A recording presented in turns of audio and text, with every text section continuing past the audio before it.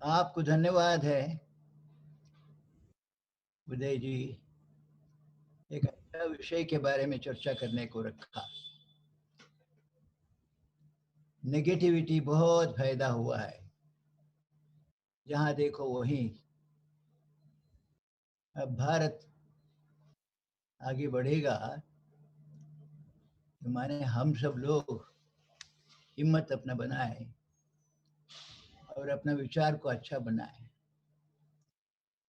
ऐसे विषय के आप चर्चा कर रहे हैं।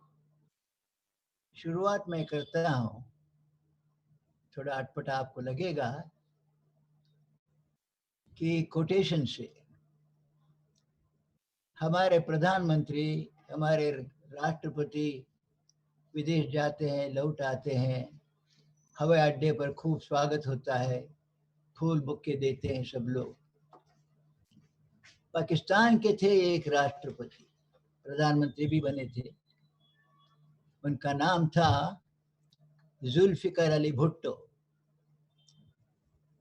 राष्ट्रपति विदेश जाकर लौट आए, हवाई अड्डे पे फूल बुके नहीं था, चारों ओर बंदूक, और वो सारे बंदूक राष्ट्रपति के ओर दिखाई पड़ रहे हैं।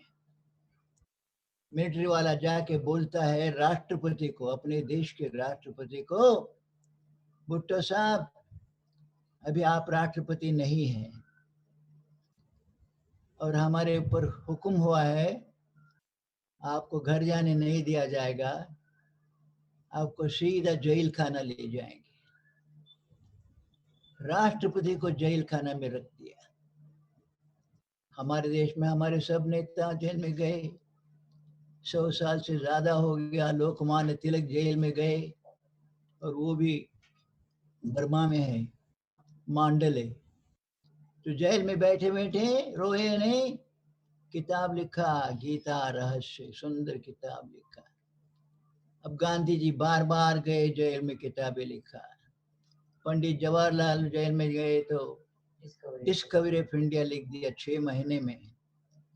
भुट्टो साहब गए जेल में, किताब उन्होंने भी लिखी। अब किताब का नाम था इफ आई एम असैसिनेटेड, यदि मेरी हत्या हो जाए तो। हुई हत्या, राष्ट्रपति की हत्या हुई, तो जेल में लिख के बैठे जुल्फिकार अली भुट्टो ने एक किताब लिखी, इफ आई एम असैसिनेटेड। क्यों मैं बोल रहा हूँ ये कथा? इसीलिए बोल रहा हूँ, उसमें मेरे लिए, आपके लिए संदेश है भुट्टो साहब का। उसमें लिखा है, क्योंकि पाकिस्तान में कई बार डिक्टेटरशिप हुआ, कई बार मार्शल लॉ लगे, तो भुट्टो लिखते हैं India is a much more heterogeneous country than Pakistan. अगर मैं बोलता, मिलता तो भुट्टो साहब से बोलता, India is a more heterogeneous country than any other country in the world, not only Pakistan. विविधता से भरा हुआ भारत है पाकिस्तान के मुकाबले में। वहाँ धर्म ज़्यादा है हिंदुस्तान में, मेरे पाकिस्तान से ज़्यादा। भाषाएं ज़्यादा है, कपड़े पहनने की विविधता बहुत ज़्यादा है, खाना पीना ज़्यादा है, ज़्यादा विविध है। तो सारे यानी विविधता से एकता, यूनिटी इन डाइवर्सिटी का एक मिसाल है हिंदुस्तान। और उसके बाद क्या बोलते हैं, if India were to have dictatorship and martial law on the pattern of Pakistan, India would have been cut into pieces. कितने दर्द के साथ बोल रहे हैं। मेरा पाकिस्तान में एक ही धर्म है और एक ही रिवाज है, सब मुसलमान हैं। उसके बाद भी मेरा पाकिस्तान टुकड़ा हो गया, 2 टुकड़ा हो गया। और भारत में पैदा ही हुए 4 धर्म, हिंदू धर्म, जैन धर्म, बौद्ध धर्म, सिख धर्म। और बहुत लोगों को मालूम नहीं है, एक इंडोनेशिया छोड़ दिया तो हिंदुस्तान में दुनिया के सबसे ज्यादा मुसलमान रहता है। और हमारे नॉर्थ ईस्ट में 3 राज्य है, नागालैंड, मेघालय, मिजोरम। 80-90% लोग ईसाई रहते हैं, लेकिन भारत के राज्य है वो।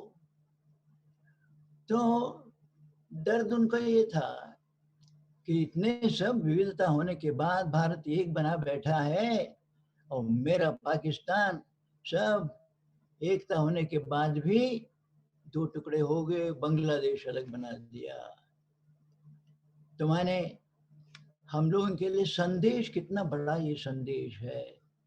इतनी विविधता के बाद भी भारत एक बना है, और भारत का एक एक नागरिक को सोचने का है कि मेरा भारत अखंड बना रहेगा। जातियां अलग होंगी, धर्म अलग होंगे, भाषा अलग अलग होंगे, खाने पीने के रीति रिवाज अलग होंगे, त्योहार अलग अलग होंगे, लेकिन देश एक बने रहेगा।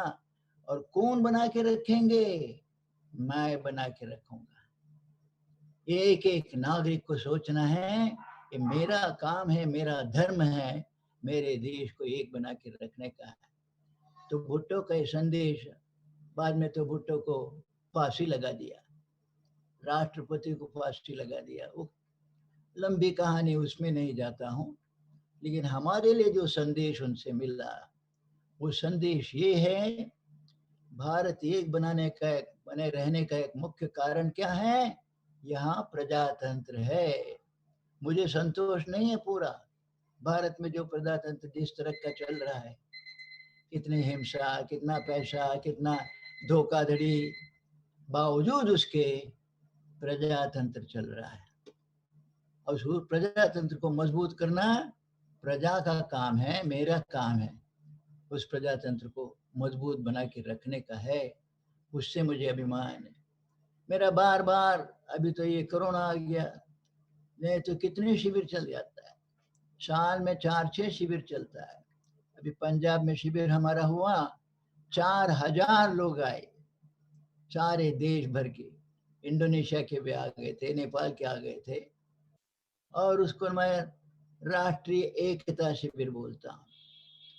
और मेहमान आते हैं कोई कोई, और बोलते हैं कितनी दुख की बात है कि 70 साल के बाद भी हमको एकता की बात करना पड़ता है। मैं बोलता हूँ, श्रीमान जी, ये अफसोस करने की बात नहीं है और अपोलोजाइज करने की बात नहीं है, गर्व करने की बात है। क्यों गर्व करने का है? मेरा पड़ोसी पाकिस्तान एक ही धर्म का राष्ट्र बनाया, 2 टुकड़े हो गए।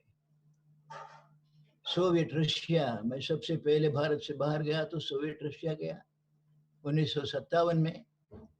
सोच क्या आया, है तो स्वर्ग देश है, क्या सुंदर है और क्या मजबूती है, वगैरह वगैरह। टुकड़ा टुकड़ा हो गया।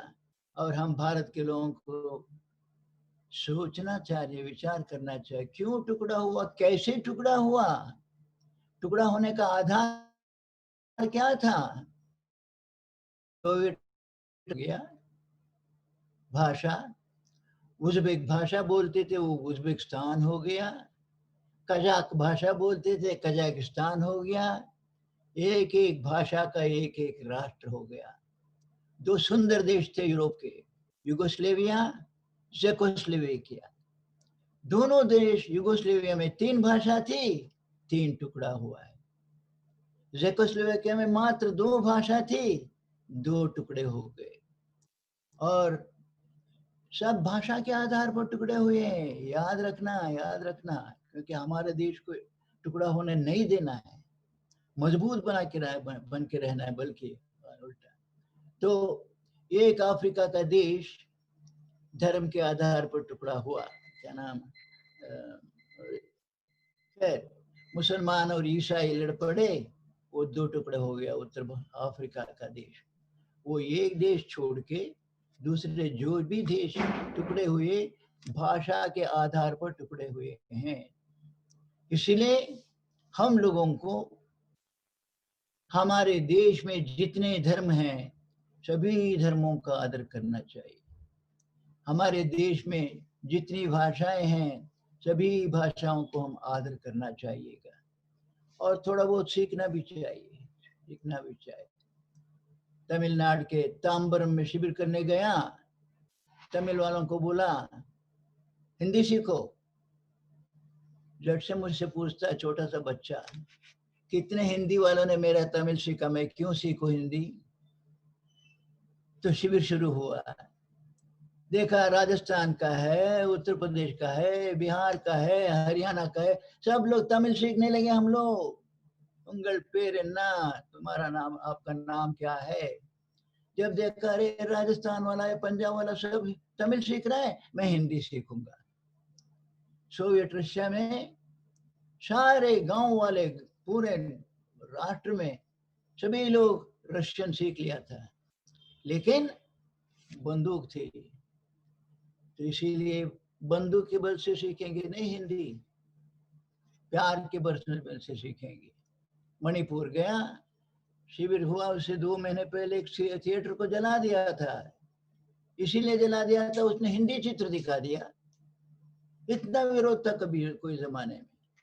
फिर हम गए, हम सारे फिर वही बंगाल के थे, तमिलनाडु के थे, कर्नाटक के थे, हम लोग सब मणिपुरी सीखने लगे, कुरुम जड़ी नमस्कार।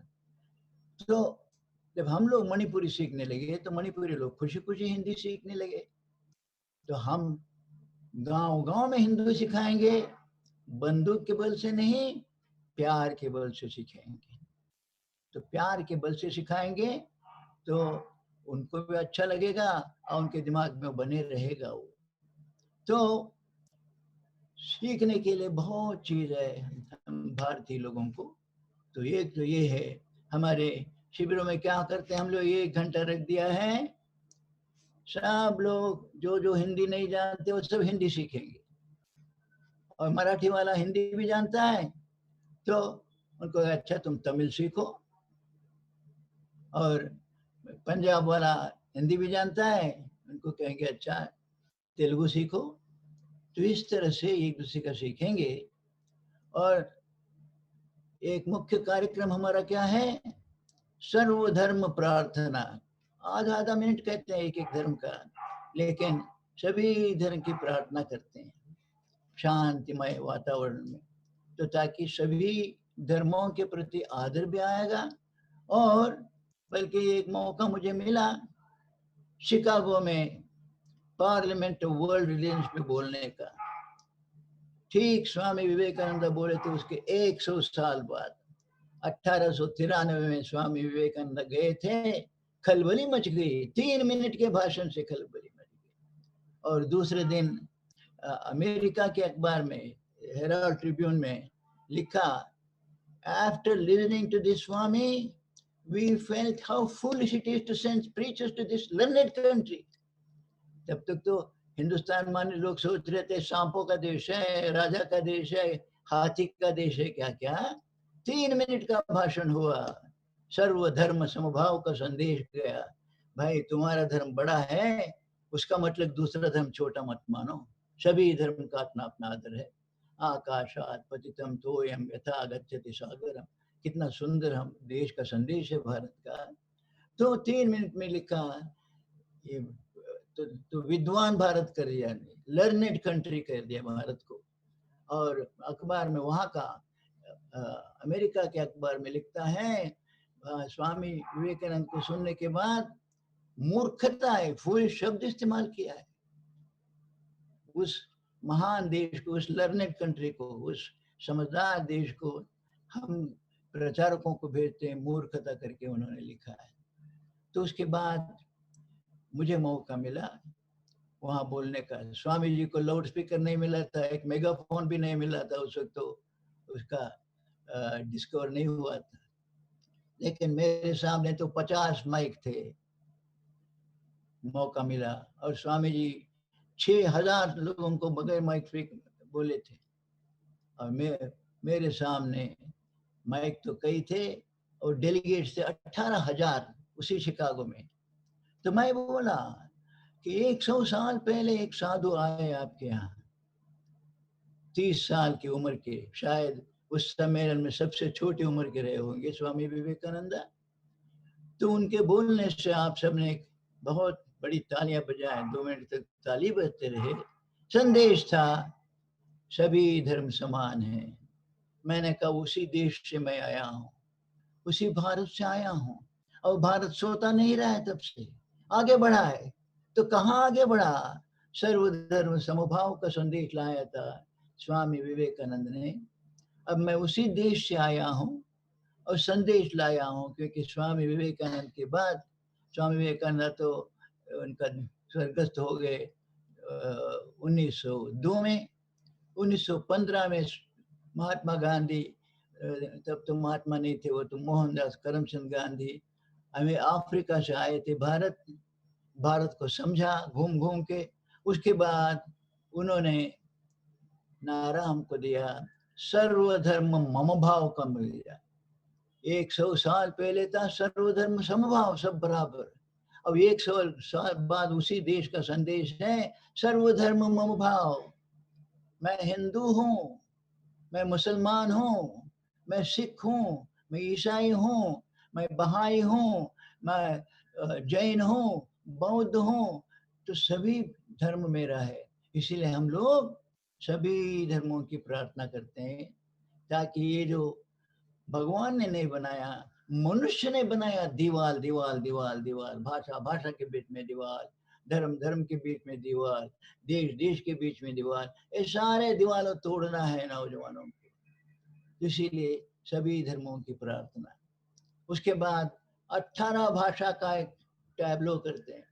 18 भाषा, आधा आधा मिनट एक एक भाषा आती है, स्टेज पे नाचती है और सब मिलकर गाते हैं, भारत की संतान हम हैं, भारत की संतान। भाषाएं गाते हैं, मैं नहीं गाता हूँ। नदियाँ जैसी बहुभाषाएं, सबका स्थान समान। तो सभी भाषाओं को हम आदर करेंगे, सभी धर्म को आदर करेंगे, ये होगा हमारा आध्यात्मिक प्रगति होगा। तो तब जाकर मित्रों का कई बार मैं एक छोटा सा मिसाल देते रहता हूँ। एक बूढ़ी बूढ़ी महिला गई थी, भारत के अमेरिका गई थी, सस्ती से सस्ती साड़ी पहन के गई थी और उम्र से झुक गई थी। उसका स्वागत हुआ, जगह जगह स्वागत हुआ। अमेरिका के राष्ट्रपति भवन व्हाइट हाउस में स्वागत हुआ। और अब व्हाइट हाउस का स्वागत माने क्या, आइसक्रीम क्या किसा खाना खिलाया होगा, लेकिन ये भी बूढ़ी औरत बोलती मैं रोटी में मक्खन नहीं लेती हूँ, रूखी रोटी खाया। लेकिन और मेहमान खूब खूब खाना खाया। अब राष्ट्रपति ने बुलाया होगा तो गए होंगे वहाँ सारे बड़े बड़े नाम। और उसके बाद ये महिला को बोलते दुआ था, बोलिए। तो शुरू क्या करते हैं, हालांकि मैं जब भी उनसे मिला तो कान लेके जाना पड़ता था उनके काम, क्योंकि उम्र के कारण बहुत शिथिल हो गए थे आवाज। लेकिन व्हाइट हाउस का आवाज तेज था। तो रिपोर्ट मिला मुझे पढ़ने को, एक वृद्ध महिला बोलती है वहां, I have come from my rich India to your poor country, the United States of America। बोलती, क्या हिम्मत बोलती है, मेरे अमीर भारत से तुम गरीब अमेरिका में आई हो। और कोई पूछती बहन जी क्या करने आई, पैसा लेने आई। खूब चंदा मिला, खूब चंदा मिला। मेरा अमीर देश है, तुम्हारा गरीब देश है, पैसा लाओ, चंदा लाओ मुझे। खूब पैसा लाए। ओ महिला का नाम था मदर टेरेसा। मदर टेरेसा बोलती है, मैंने देखा तुम्हारे अमेरिका में 100 मंजिल का मकान, अब तो भारत में भी हो गए 100 मंजिल का। मैं भी पहले बार गया तो वो एम्पायर बिल्डिंग में गया था, नहीं वो जो वर्ल्ड ट्रेड ऑर्गेनाइजेशन, बाद में उसको भस्म हो गया, उसमें वो भस्म हुआ, वो भी सामने से देखा मैंने। खैर तो ऊपर गया था, 100 मंजिल से कैसे दिखता है दुनिया करके। बोलते 100 मंजिल का मकान देखा और क्या सड़कें, 6-6 मोटर गाड़ी चले जाए, ऐसे छोटी-छोटी सड़कें हैं हमारे हिंदुस्तान में, तो फै फै फै हॉर्न बजाना पड़ता है, हॉर्न ही नहीं बजाते हैं। ये सब वैभव देखा, बतलें। और उसके बाद एक बात बोली, in the midst of all your material wealth I experienced A total bankruptcy of spirituality. इतना सारा भौतिक वैभव के बीच में मैंने आपके देश में आध्यात्मिकता का पूर्ण अभाव देखा, इसीलिए मैं आपका देश को गरीब देश बोलती हूँ। राष्ट्रपति से लेकर अमेरिका वाले चुप बैठे सुन रहे हैं, क्योंकि बोलने वाली राजनीतिक नेता नहीं थी, पैसे वाली नहीं थी, कोई कारपोरेट की नेता नहीं थी, सेवा के माध्यम से उनका नाम हुआ था। मित्रों, एक बात हमको सोचना है, आपने विषय रखा है पॉजिटिव इंडिया, तो हम सबको सोचना है। मदर टेरेसा बोली, आध्यात्मिक वैभव है मेरे देश में। वो 50 साल पहले भारत की नागरिकता ले ली था, इसलिए मेरा भाई भारत बोलती थी। हम लोगों को सोचना है, कहाँ है ये आध्यात्मिक वैभव मेरे देश का। अखबार उठाता हूँ, लड़के ने माँ को मार दिया, पत्नी ने पति को मार दिया, कल की खबर थी। और रोज देखता हूँ, उसके बाद एक अच्छा काम हुआ था करुणा का, शराब की दुकान बंद हुई थी, अब मैं सुनता हूँ वो खुल गई है फिर वापस में। रेडियो में, मैं तो टेलीविजन नहीं रखता, रेडियो सुनता हूँ, इतना प्रचार हो रहा है, सिगरेट बीड़ी बंद करो, सिगरेट बीड़ी बंद करो, एक वक्त भी नाम नहीं लेते शराब बंद करो।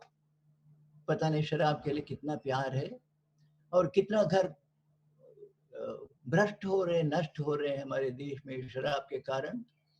तो इसीलिए हमारे देश में आध्यात्मिक वैभव माने महात्मा गांधी ने 4 बात रखी थी, मैं याद दिलाता। 1920 में